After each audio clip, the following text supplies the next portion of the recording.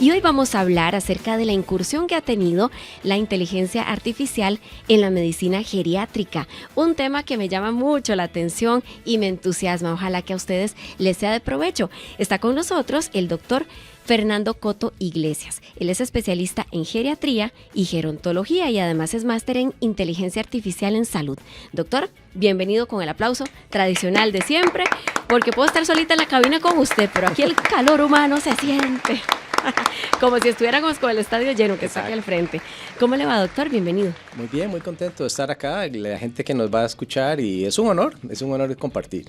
Doctor, la inteligencia artificial está en todo lado. Incluso antes de que adoptara ese nombre, pues ya la tecnología venía sorprendiéndonos con muchos avances constantes. En todos los ámbitos, la medicina por supuesto no escapa de ello, pero particularmente en el ámbito de la geriatría, ¿qué hay de particular? ¿Qué ha pasado desde la presencia oficial de la inteligencia artificial? Yo creo que, como usted dice, este es un tema que ya no es lo nuevo, sino que es ya parte de nuestro día a día. Sin embargo, la incursión de la inteligencia artificial en términos de medicina sí ha provocado que se venga a mover el piso para muchas cosas de los procesos que nosotros hacíamos en la clínica todos los días y que viene de una u otra forma a aumentar nuestras capacidades. Entonces, prácticamente la asistencia que pueda dar en los diagnósticos, en la precisión de las recomendaciones que podamos dar y más allá en el monitoreo de cada una de las personas se vuelve relevante, se vuelve importante. Y prácticamente en la geriatría, ¿por qué? Porque estamos en este momento en dos momentos claves de la humanidad. Número uno, en la cuarta revolución industrial, de la que es parte todos estos procesos de computación. Y por otro lado, estamos en un cambio demográfico. Hace unos días nos decía la gente del INEC cómo nuestro país es parte de los países que están envejeciendo de manera acelerada. Y entonces cada vez hay personas más jóvenes y cada vez hay personas más grandes, pero que no solamente eso, sino que viven más tiempo. Y entonces comienzan a aparecer nuevas necesidades. Y la salud es una de esas cosas donde hay nuevas necesidades. Entonces, ¿cómo hacemos para empatar la parte tecnológica con la parte demográfica y estos cambios que están ocurriendo? Y precisamente supongo que de eso es lo que vamos a estar conversando. Claro, porque a mí me llama mucho la atención el tema, porque muchas veces sabemos que en nuestra cultura el tema de la salud de los adultos mayores es álgido, ¿verdad? Tenemos que ver quién los cuida. La salud preventiva no necesariamente es lo que va de la mano con una economía solvente, ¿verdad? Que caracteriza el país. Y entonces conocer qué avances se están dando en nuestro país que sean opciones reales para los pacientes geriátricos es algo que nos llena de esperanza. ¿Qué es lo que ha pasado concretamente en nuestro país que han estado haciendo que podemos decir, wow, esto de verdad que cambia el rumbo de la historia en un diagnóstico, por ejemplo? En nuestro país sí he de decir que todas las cosas son incipientes, porque para poder desplegar tecnologías de este tipo se ocupa de un soporte tecnológico que de pronto en el país está apenas siendo desarrollado. Hay algunas estrategias, sabemos que a nivel latinoamericano no estamos tan mal por el índice latinoamericano de inteligencia artificial, estamos en una posición 8 de 13. En nuestro país estamos avanzando en términos, por ejemplo, de la tecnología 5G, la implementación y la gobernanza de los datos, porque tal vez ese es un tema central y es el punto de que, bueno, yo voy a recolectar estos datos, pero ¿cuál es la calidad de los datos que voy a hacer y cuál es mi responsabilidad con estos datos que estoy recolectando? Entonces estamos en una fase incipiente, llamémosla, donde estamos tratando de entender qué cosas nos pueden funcionar, qué cosas no nos pueden funcionar y qué cosas no son éticas de pronto hacer. Entonces, estamos en esa fase de propuestas, buscando cuál es la mejor forma. Entonces, le voy a dar un ejemplo muy puntual. El diagnóstico de una demencia. Eso es súper importante. La gente dice, bueno, ¿será que esta pérdida de la memoria que estoy teniendo es por la edad o no es por la edad? Sí, tengo que decirle que normalmente no es por la edad, es porque hay algo detrás. Ese algo detrás, la pregunta es entonces, ¿será enfermedad de Alzheimer o no será enfermedad de Alzheimer? Actualmente fallamos un 30% de los diagnósticos de demencia con los métodos tradicionales y el experto más experto, esa es la tasa de fallos en los diagnósticos que tiene. Entonces, estamos elaborando algunos protocolos desde la Universidad de Costa Rica para tratar de mejorar la detección de los deterioros cognitivos y tratar de mejorar esa precisión. Entonces, eso se está haciendo. Sin embargo, hay otros temas que yo creo que tienen que abordarse desde estas iniciativas, pero yo diría que lo fundamental es si las personas estamos o no estamos preparadas para adoptar estas estrategias tecnológicas. Tal vez los que estamos relativamente por debajo de cierta edad, de una u otra forma ya estamos acostumbrados a usar nuestro reloj inteligente, nuestra actividad física está monitoreando, entonces no es tan atípico para nosotros ni tan ciencia espacial interpretar nuestros datos, por ejemplo nuestra frecuencia cardíaca.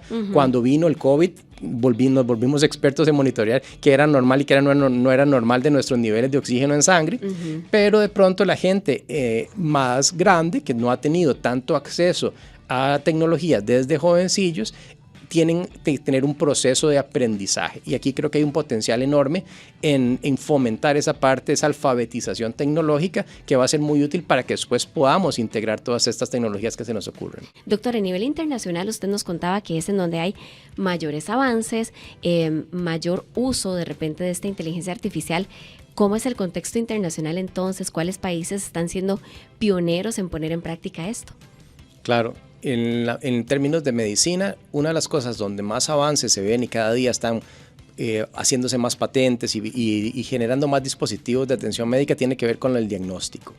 Y el diagnóstico, por ejemplo, en imágenes, donde yo puedo subir fotos con una aplicación de mi piel y lo que hay detrás, el proceso de aprendizaje por máquina, se llama el Machine Learning, me puede afinar de cuál es ese diagnóstico de lo que puede estar ocurriendo en la piel, sin necesariamente tener que trasladarme con un especialista en dermatología, por ejemplo, al menos que, claro, aparezca alguna lesión sospechosa. En cosas como, por ejemplo, cuando se hacen gastroscopías y colonoscopías, la inteligencia artificial puede asistir en las cosas que se ven, cuáles pueden tener algún problema y entonces señalar cuáles ameritarían biopsias y mejoran la parte como diagnóstica. También en imágenes como las resonancias magnéticas que se pueden hacer, los TAC, que la máquina lea y haga una interpretación inicial puede ser muy valioso y afina mucho el diagnóstico porque mejora la precisión de la persona clínica. Recordemos que los médicos humanos tenemos un entrenamiento y que conforme pasa el tiempo pues vamos ganando capacidades. Las máquinas son muchísimo más rápidas en tener ese nivel de expertise, pero entonces pueden aumentar nuestras capacidades. En términos de seguimiento, las enfermedades crónicas como la presión alta, el azúcar, problemas de colesterol, son de las condiciones que comienzan a aumentar y acumularse conforme uno va aumentando la edad.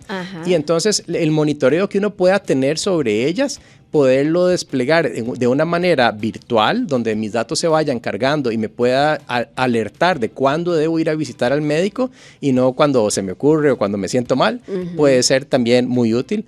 La parte de medicamentos, tener un listado de medicamentos y poder identificar cuáles de esos son potencialmente peligrosos o los efectos secundarios que puedo estar presentando o los choques entre medicamentos en sí, también son muy importantes y pueden con inteligencia artificial identificarse muy bien. Y si vamos más allá a lo que yo me puedo imaginar de por dónde puede ir el futuro, yo me imagino que uno de los temas va a ser los entornos virtuales.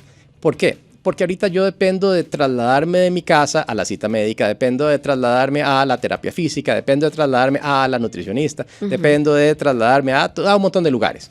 Pero ¿qué pasa si de pronto yo en mi casa tengo todos los dispositivos que permiten saber cómo está mi corazón, cómo está mi frecuencia cardíaca, si estoy realmente oxigenando bien o no, cómo está mi trabajo respiratorio, cómo está mi trabajo abdominal, si se están moviendo los intestinos como debe ser o no, y la fuerza que puedo tener, que puedo hacer con mis manos, la velocidad con la que puedo caminar, de pronto son dispositivos que yo puedo tener en mi casa. Y entonces el hogar se puede volver un ambiente inteligente en cuanto a monitoreo, pero más allá de eso, que mis datos representen algo, y eso significa la posibilidad entonces de poder personalizar los ejercicios que yo puedo hacer y entonces tener entrenadores virtuales sin salir de mi casa, ajustados para mis capacidades y en donde el sistema también está midiendo cómo estoy mejorando esas capacidades. Entonces de pronto se puede abaratar ciertas intervenciones y pueden tener más sentido. Pensemos en una persona que ya está realmente grande, que ojalá viva sola y que entonces comienza a caerse. Si en algún momento se cae dentro de la casa y no tiene quien le asista y no tiene la posibilidad de levantarse, eso puede ser una tragedia. Actualmente dependemos de que la persona pueda tener algún sistema o llamar por teléfono, pero ¿qué pasa si no tiene un celular?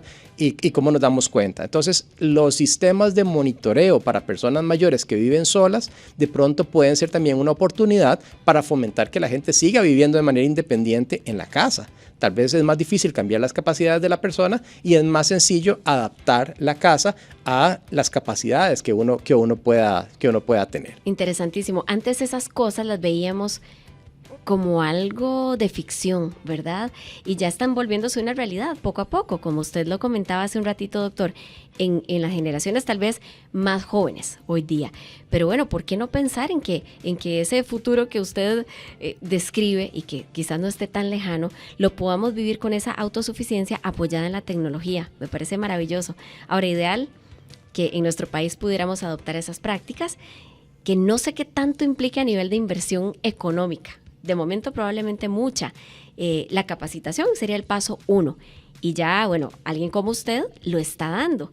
¿Quién está capacitando a nivel internacional a médicos que quieran abrir brecha? Todo esto es muy nuevo y sí he de decir que los programas de inteligencia artificial o de ciencia de datos, por ejemplo, y todo, la mayoría de las cosas después de la pandemia vino a estar disponible en línea. Entonces hay programas muy buenos, muy robustos, países de primer mundo, eso sí, a donde uno puede tener acceso y comenzar a fomentar esta formación profesional fuera de lo tradicional, tal vez. Y en temas de salud, aquí tal vez van a haber dos vertientes fundamentales: la gente que viene de la parte de ingeniería y de la parte de computación a incursionar en la parte de salud, pero también los que estamos en salud y que estamos de una u otra forma incursionando. Yo pienso que el futuro y el presente van a estar dados por poder combinar las dos áreas.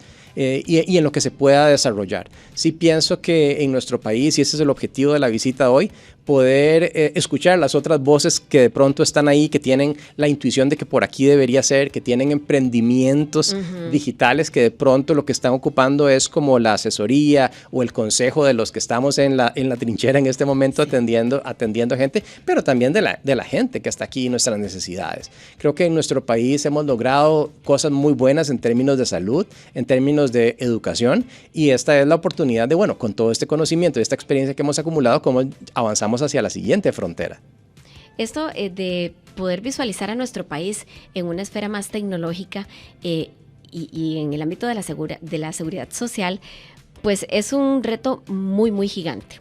No lo veo descabellado incluso en planes gubernamentales de gobiernos, ¿verdad?, que quieran tomar las riendas del país y que en algún momento, que ante el deterioro también que ha estado teniendo nuestra magna institución de la Caja Costarricense de Seguro Social, pueda verse como elementos o herramientas competitivas y de rescate para la misma institución.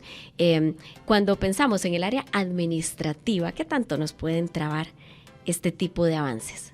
Yo pienso que más bien ese tipo de avances desde el punto de vista administrativo tiene todo el potencial de hacer que los flujos y los procesos avancen y sean más expeditos. Por ejemplo, sacar una cita en el Seguro Social y sobre todo en el EVAIS, que a mí me corresponde, puede ser bien complicado. Y tal vez para el médico resulta un poco frustrante porque las citas que atendió ese día tal vez no eran las que tenía que atender, no eran las prioritarias. Sí. Entonces no hay una forma apropiada de poder priorizar. Eso es algo en lo que puede mejorar. Los flujos de trabajo, también a quién se le envía qué y cuáles son los resultados de exámenes y por ejemplo, que se puedan practicar en la parte diagnóstica, la parte de seguimiento. Por ejemplo, la inteligencia artificial, algo en lo que es súper buena y nos supera a los humanos, es en temas de predicción del clima. Ajá. Y entonces, de pronto, un sistema integrado que predice situaciones como la que estamos atravesando en este momento en nuestro país, el impacto que eso pueda tener va a cambiar si yo estoy en el Caribe, si estoy en Guanacaste, claro, si estoy en la zona sur, si estoy en San José. Y entonces, ¿cómo poder entender que haya citas programadas que va a haber que reprogramar en tales fechas en este momento? Y también las enfermedades que vienen después de este tipo? Cuando hay inundaciones, sabemos que vienen picos de diarrea, picos de resfriados, sí, todos los virus, la parte infecciosa se dispara. Entonces, ¿cómo ir generando alertas que pueda hacer que los gobiernos, las instituciones tomen decisiones previsorias amarrando los datos de clima con el impacto que eso puede tener en la salud? Esas predicciones son muy valiosas porque de pronto en nuestro país, en los EVAIS, no todas las personas están ocupando lo mismo dependiendo de dónde están. Y estos datos y que van a generarse, se llaman el Big Data, pueden al analizarse tener todo el potencial de personalizar el tipo de atención que nosotros recibimos los costarricenses a nivel de EVAIS. Sí, de todo esto que usted nos ha contado hoy, doctor, que es muy beneficioso y esperanzador, me quedo con el beneficio de la autosuficiencia. Para mí eso es fundamental. Entonces es de lo que yo particularmente más rescato y más me llama la atención, tener esa capacidad de monitorearse, de brindar mejor información y realimentación a ustedes, los médicos, para llegar a ese diagnóstico personalizado que usted dice y tratamiento, ¿verdad? Sin darle tanta vuelta. Claro. Y sin ese corre-corre que al final nos lleva a imprecisiones en este momento.